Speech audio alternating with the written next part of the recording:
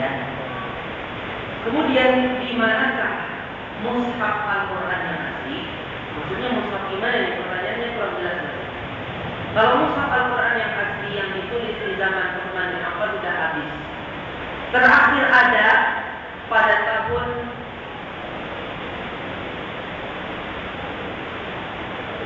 kalau tidak salah pada tahun 12 Hijriah, pada abad 12 Hijriah atau abad 11 Hijriah masih ada di Syam, khususnya di Suriah, di masjid yang ada di Suriah, masjid Jami' Amr bin As, Jami' Dimashq, ya, masjid raya, masjid agung di Damaskus. Di sana dulu masih ada mushaf yang ditulis di zaman Utsman. Tapi qadarullah pada waktu itu terjadi kebakaran. Ketika terjadi kebakaran tidak lagi tersisa satupun mushaf yang ditulis Utsman di muka bumi. Tentunya dibagi pada hikmah. Di antara hikmah yang mungkin bisa kita ketahui, walaupun mushaf itu sudah tidak ada lagi, tapi Allah telah menjaga Al-Quran. Wa inna lahu lahafizun. Dengan Allah lahirkan dari manusia, dari umat Nabi Muhammad, para ulama yang menjaga keaslian tulisan Al-Quran, yaitu dari ulama-ulama Rasulullah. Sedikit ada salah orang yang menulis Al-Quran sudah ada yang bantah. Di mana aja, ya. Seperti contohnya, tapi ini tidak diperbaiki karena mungkin faktor-faktor politik, ya. Seperti contohnya di mushaf yang ada di negeri kita ini banyak sekali kesalahan dalam penulisan, ya Pak, ya. Seperti contohnya di akhir surat Anbiya, qala ihkum bil haqq, qala rabbikum bil haqq. Ditulis qala, padahal ditulis di zaman Utsman, dan sebelumnya ditulis oleh Zaid bin Thabit di zaman Nabi Muhammad dengan qala tanpa alif, tapi pakai alif kecil qala. Ini kesalahan sudah. Sedangkan tulisan Al-Quran itu adalah sesuatu yang sudah bersifat baku, tidak boleh diubah-ubah. Karena itu ditulis di zaman Nabi SAW juga oleh Zaid bin Thabit, Muawiyah bin Abi Sufyan dan yang lain-lain. Jadi itu ada sesuatu yang sudah bersifat baku, tidak boleh diubah. Ketika ada suatu kesalahan mushaf apa saja di dunia lahir, Allah lahirkan dari manusia, dari ulama yang membantah ini. Ada yang menjaganya. Jadi kalau mushaf Utsmani tadi saya katakan sudah tidak ada lagi sekarang. Yang tersisa hanya mushaf-mushaf yang mengikuti Rasul Utsmani yang diambil dari para ulama Rasulullah yang menjaga keotentikan tulisan Al-Quran yang ditulis di depan Rasulullah dan diperbanyak di zaman siapa? Utsman bin Affan radhiyallahu anhu. Wallahu a'lam bishawab. Mungkin kita cukupkan sampai sini, ya. Assalamualaikum warahmatullahi wabarakatuh. Dari beberapa mungkin saya ikut tahsin atau mungkin dengar kata tahsin juga, atau mungkin dengar qiraah yang langsung itu ada beberapa hal yang mungkin saya agak bingung, Ustaz.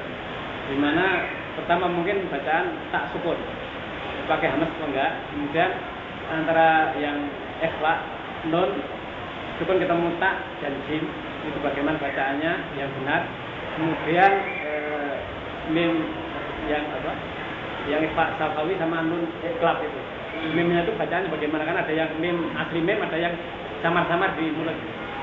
3 pertanyaan. Pertanyaan pertama dari Bapak yaitu tentang tak yang sukun. Bagaimana dihamaskan atau bagaimana? Karena mungkin ada sebagian orang saya tidak mendengar hamasnya, Ustaz. Ada juga yang saya dengar hamasnya. Bagaimana ya, Ustaz? Ya dihamaskanlah. Ya, dihamaskan tak itu, Pak. Dihamaskan ketika tak itu berharokat pun juga ada hamasnya. Ketika sukun pun juga lebih jelas hamasnya. Apa itu artinya hamas, Pak? Hamas itu artinya adalah inhibasul hawa. Inda nutqi bil harfi inhibasul hawa. Inhibasul kathiri minal hawa. tertahan. Hamas itu artinya adalah jarayan katsirin minal hawa, mengalirnya kebanyakan udara, kebanyakan angin, itu mengalir ketika hamas. Lawannya jar, itu intibasu katsirin minal hawa, kebanyakan dari udara atau angin itu tertahan. Ini jar. Hamas berarti mengalir. Itu satu yang perlu kita pahami.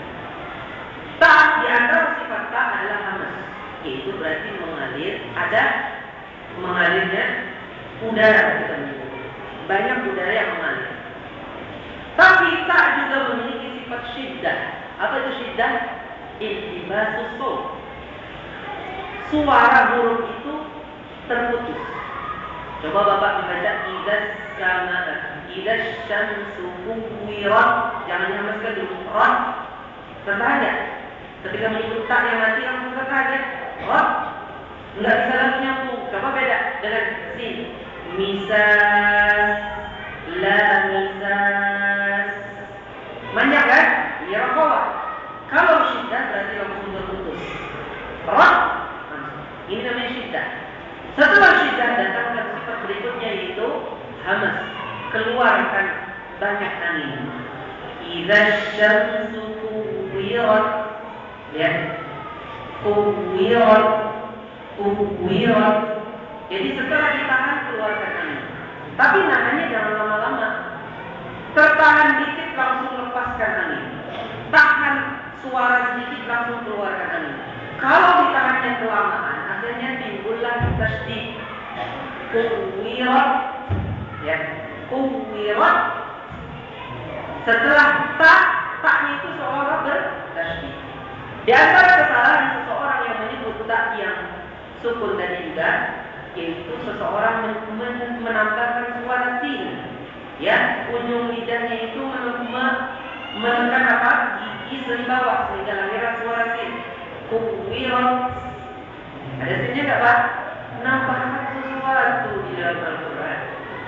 Tanpa sadar kita telah menambahkan satu huruf di dalam Al-Quran. Idza syamsu kuwirat. Ada sinnya.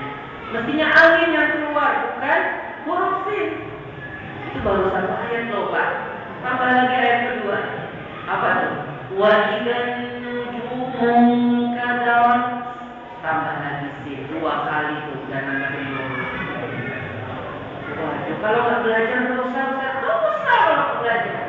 Kalau nggak belajar nggak bisa Ustaz. Nggak dosa. Kalau gurunya udah gitu, Ustaz, gimana? Gurunya juga salah.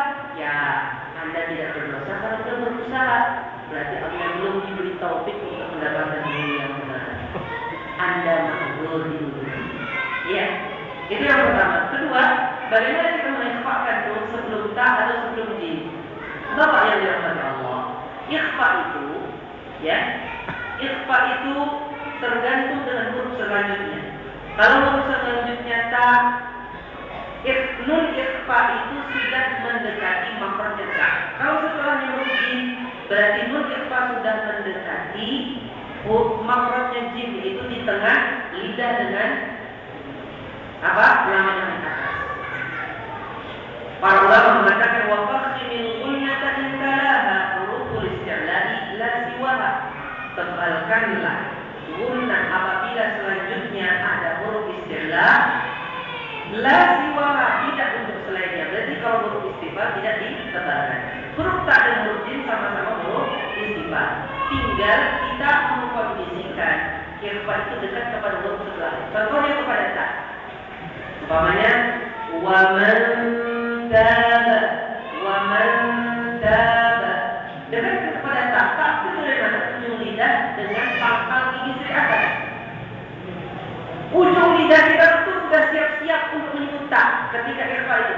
Wa man ta, wa man tu, wa man tu, wa man taba. Bukan wa man taba. Jauh kan? Jauh kan ya?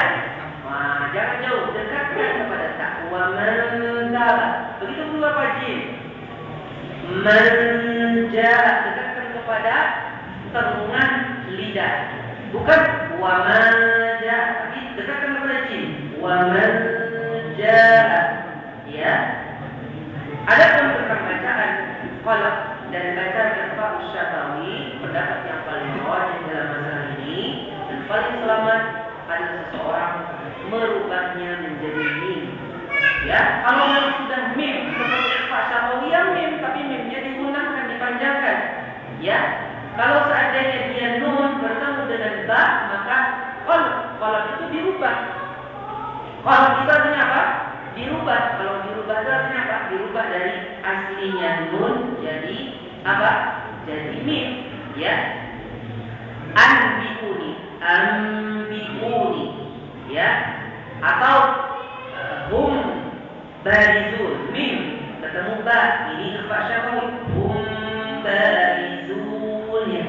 Ada pendapat yang mengatakan disisakan sebagian sedikit dari bibir, masih ada celah di situ sehingga masih menyisakan sedikit suara sama umpamanya hum barizu, mim jadi begitu, ya Pak ya. Atau ambiduni, ini pendapat yang lemah dan sudah disebutkan